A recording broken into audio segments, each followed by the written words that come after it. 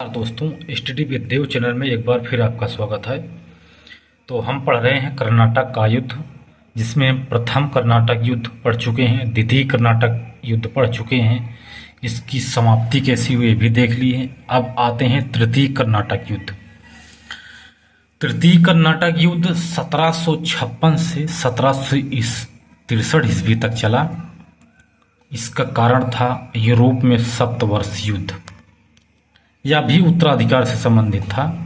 जैसे प्रथम कर्नाटक युद्ध जो था वो भी उत्तराधिकार से संबंधित था, जो ऑस्ट्रिया का उत्तराधिकार है इससे संबंधित था। द्वितीय कर्नाटक युद्ध कर्नाटक और हैदराबाद की उत्तराधिकार से संबंधित था। अब तीसरा कर्नाटक युद्ध का कारण है सप्तवर्षीय युद्ध, जो यूरोप में चल रहा था। तो जर्मनी, जिसको प्रसा कहते थे, उसका सपोर्ट ब्रिटेन कर रहा था। उसके बाद एक था ऑस्ट्रिया देश, उसका सपोर्ट फ्रांस कर रहा था। दोनों के बीच में वहाँ सप्तवर्षीय युद्ध हुआ। जर्मनी और ऑस्ट्रिया के बीच में, जर्मनी को भी प्रसा कहते हैं, दोनों के बीच में उत्तराधिकार को लेकर युद्ध शुरू हो जाता है। और एक निर्णायक युद्ध है। तृतीय कर्नाटक युद्ध एक निर्णायक युद्ध है, जिससे फ्रांसीसी हार जाते हैं और पूरी तरह से सीमित हो जाते हैं। तो तृतीय कर्नाटक युद्ध, जिसे वांडीवास का युद्ध कहते हैं, यह 1756 से 1763 ईस्वी तक चला। यह एक सप्तवर्षीय युद्ध है। तो फ्रांस, काउंटर डी लाली फ्रांस का था, काउंटर डिले फ्रांस का था, उसको भारत भेजा गया। जो अगला गवर्नर बन के आया, काउंटर डी लाली फ्रांस, उसको भेजा गया। फ्रांस का था, वो भारत भेजा गया। 1758 ईस्वी में फोर्ट सेंट डेविड पर वह कब्जा कर लिया काउंटर डी लाली। इससे बड़े बता दें कि जो 1757 में प्लासी में एक युद्ध हो गया था, अंग्रेज इसमें जीत चुके थे। जो मुगलों और जो दिल्ली वगैरह के शासक, कलकत्ता वगैरह के शासक से लड़ा था, तो प्लासी नामक स्थान पर 1757 में वो अंग्रेज जीत चुके थे और उनकी शक्ति काफ़ी मजबूत हो गई थी और वो काफ़ी तरह आधुनिकता से लैस भी हो गए थे। उनके पास तरह तरह के हथियार भी उपलब्ध हो गए थे, क्योंकि वह प्लासी में एक बार जीत चुके थे। तो 1758 में फोर्ट सेंट डेविड पर कब्जा कर लिए फ्रांसीसी। तंजौर पर भी हमला किया, लेकिन फेल हो गए। फ्रांसीसियों ने तंजौर पर भी हमला किया, लेकिन फेल हो गए। मद्रास पर हमला किया, वहाँ भी फेल हो गए, वहाँ भी नहीं जीत पाए। वहाँ से इन दोनों जगह से फ्रांसीसियों को हार का सामना करना पड़ा। तब दोनों जगह समझ गए, अब लगता है यहाँ व्यापार करना ही मुश्किल है, क्योंकि दोनों जगह फेल हो जाना बहुत बड़ी बात है। फिर वांडीवास में, जो 1756 तृतीय कर्नाटक युद्ध, वांडीवास में 1760 ईस्वी में फ्रांस और अंग्रेज दोनों की सेनाएं आमने सामने आई, युद्ध के लिए आई। अंग्रेज विजयी हो गए। वांडीवास के युद्ध में, जो तृतीय कर्नाटक युद्ध के नाम से जाना जाता है, वांडीवास का युद्ध, उसमें अंग्रेज विजयी हो गए। पांडिचेरी को छीन लिए थे फ्रांसीसियों को, जो कब्जा था 1761 में। तो अंग्रेज विजयी हो गए ना, तो पांडिचेरी को भी छीन लिया वांडीवास के युद्ध में 1760 में।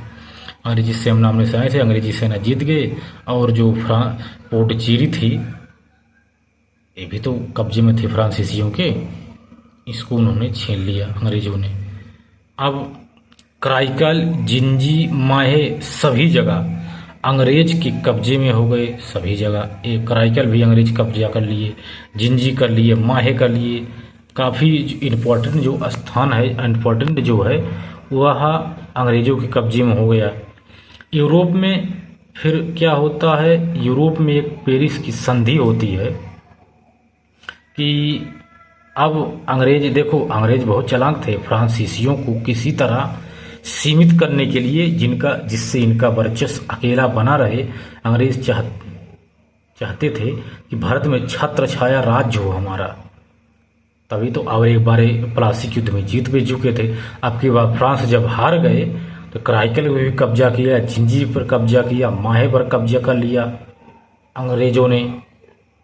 तो यूरोप में एक पेरिस की संधि होती है यूरोप में, क्योंकि वहाँ उत्तराधिकार को लेकर जो मामला चल रहा था, जर्मनी और ऑस्ट्रिया के बीच में जो युद्ध चल रहा था, वह पेरिस की संधि से वह समाप्त हो गया, क्योंकि वहाँ एक पेरिस की संधि हुई जिससे यह युद्ध समाप्त हो गया। यही प्रभाव भारत में भी देखने को मिला, जिसमें निम्न प्रकार की शर्तें रखी गई। कि क्या शर्तें थी कि फ्रांसीसी सेना नहीं रखेंगे, जो फ्रांसीसी हैं वो सेना नहीं रखेंगे। अगर सेना रखेंगे फिर लड़ाई होगी। तो अकबर अंग्रेजों ने ऐसा दिमाग लगाया, क्योंकि 2 बार तो हार गए थे। हारने के बाद ऐसा था, हारने के बाद ऐसी संधि करते थे जिनसे इनको दिक्कत ना हो। लेकिन जब आपकी बार पूरी तरह से जीत गए तो फ्रांसीसियों से ऐसा संधि किया, फिर इसकी संधि से संबंधित यूरोप से संबंधित था कि फ्रांसीसी लोग, आप लोग सेना कदापि नहीं रखेंगे, आप सिर्फ व्यापार करेंगे। यहाँ जब तक रहेंगे आप सिर्फ व्यापार करेंगे। ऐसी शर्त रखी गई, ऐसी संधि हुई और मजबूरन मानना पड़ा, फ्रांसीसियों को मानना पड़ा, नहीं तो खदेड़ देते मारकर। तो इस तरह से कर्नाटक का तृतीय युद्ध भी समाप्त हो गया। अब थोड़ा ड्राफ्टिंग कर लेते हैं। युद्ध, वर्ष, कारण, संधि। प्रथम कर्नाटक युद्ध, जिसे सेंट थोमे का युद्ध कहते हैं, या 1746 से 1748 तक चला। इसका कारण था उत्तराधिकार ऑस्ट्रिया का, यानी ऑस्ट्रिया का उत्तराधिकार। यह एक्स-ला-बेल की संधि 1748 के द्वारा यह युद्ध समाप्त हो गया। अब आया द्वितीय कर्नाटक युद्ध, यानी जिसे अंबोर का युद्ध कहते हैं। 1749 से 1754 ईस्वी तक यह चला। कर्नाटक और हैदराबाद का उत्तराधिकार से संबंधित था। इसका कारण था कर्नाटक और हैदराबाद का उत्तराधिकार। पांडिचेरी की संधि 1754 ईस्वी में होती है और यह युद्ध समाप्त हो जाता है। अब तृतीय कर्नाटक युद्ध होता है, जिसे वांडीवास का युद्ध कहते हैं। 1756 से 1763 ईस्वी तक यह चला। इसका कारण था सप्तवर्षीय युद्ध। तो यहाँ भी एक संधि होती है, पेरिस की संधि 1763 ईस्वी में, जिससे यह तृतीय युद्ध भी समाप्त हो जाता है।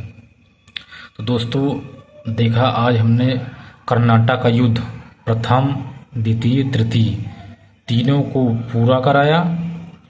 और यदि आपको वीडियो हमारा अच्छा लगता हो तो चैनल सब्सक्राइब कर लिया करो, शेयर करो, लाइक करो और बेल आइकन को दबाना ना भूलना। तो मिलते हैं और अगली क्लास में, तब तक के लिए धन्यवाद।